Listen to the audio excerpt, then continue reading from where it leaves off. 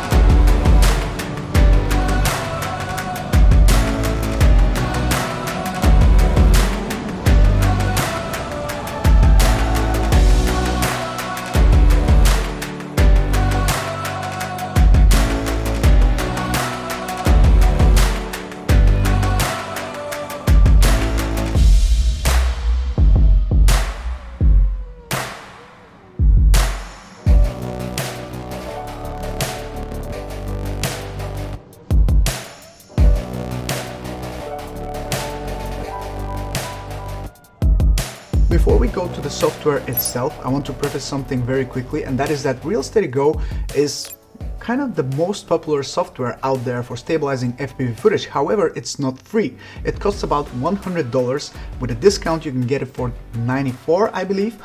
Link in the description, by the way, if you want to check it out. But Gyroflow has been recently updated. It was completely renovated, and it's now a very, very capable software that can do pretty much the same thing, but it can do more, because it can not only stabilize GoPro footage, it can stabilize pretty much any footage that you throw at it, as long as you have some gyro information to connect to it in the software itself. Besides that, it's free. So there's really no point of not giving it a try. If you're looking for ways to stabilize your FPV footage, that might be something that works great for you. This is the main interface of Gyroflow, and we have quite a lot of information to cover. But obviously the first thing we need to do is to drop a video file here so we can start stabilizing that.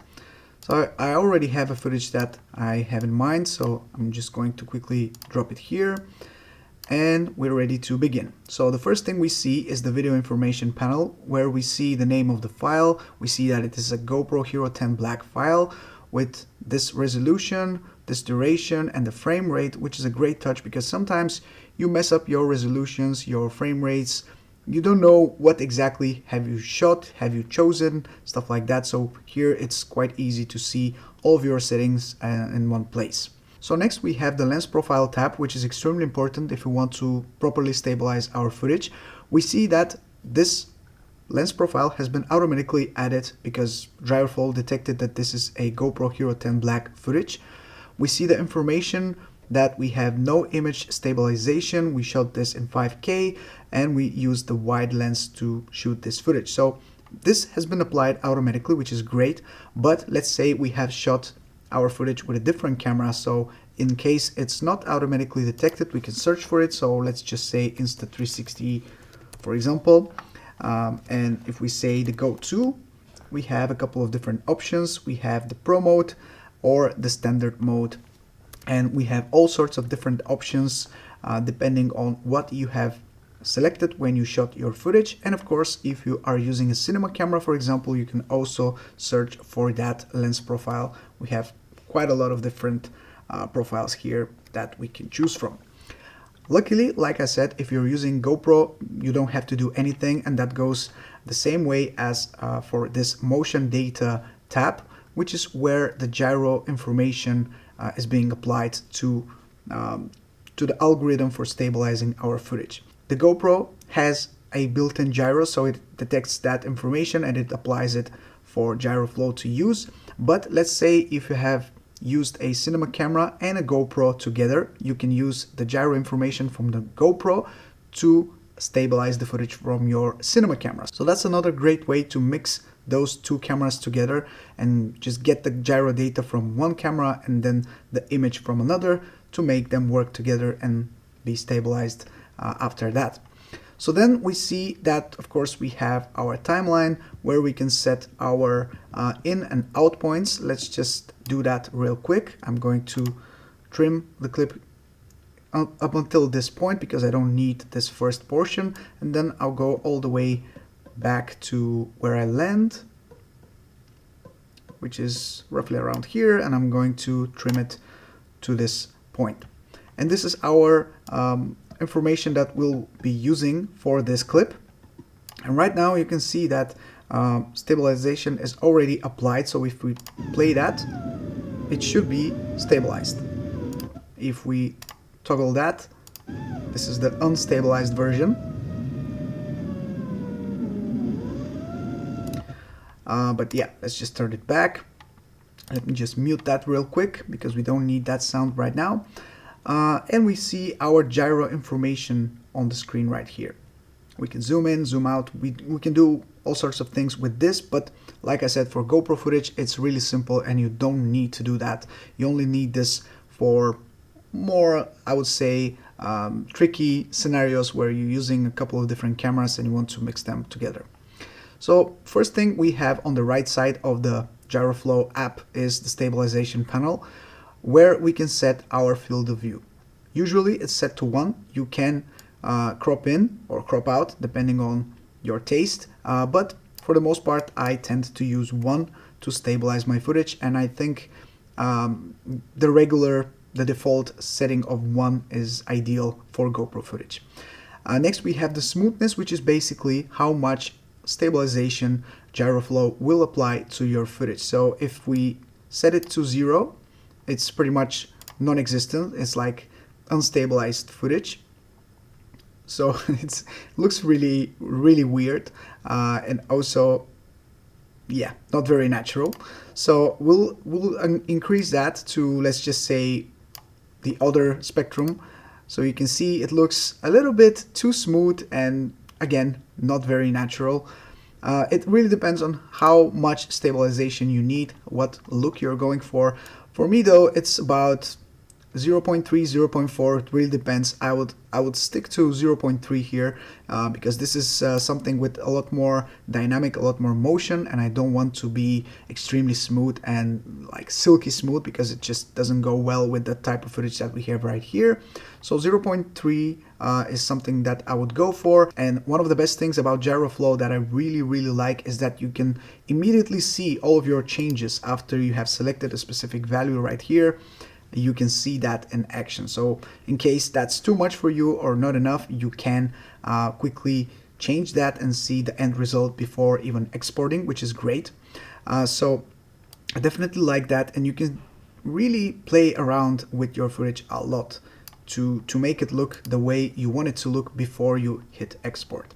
Then we have the dynamic zooming option, or the zooming speed option, which I've set to dynamic because as you go, your footage will tend to zoom in or zoom out a little bit depending on your field of view and also depending on how you shot your footage. It's a very natural thing. So the zooming speed also has to be natural. I found out that something around 2 to 2.5 seconds is very natural looking because if you set it to like 0, you will have a breathing effect that it's very noticeable, and I definitely don't like that because you will have some zoom applied to your footage every now and then.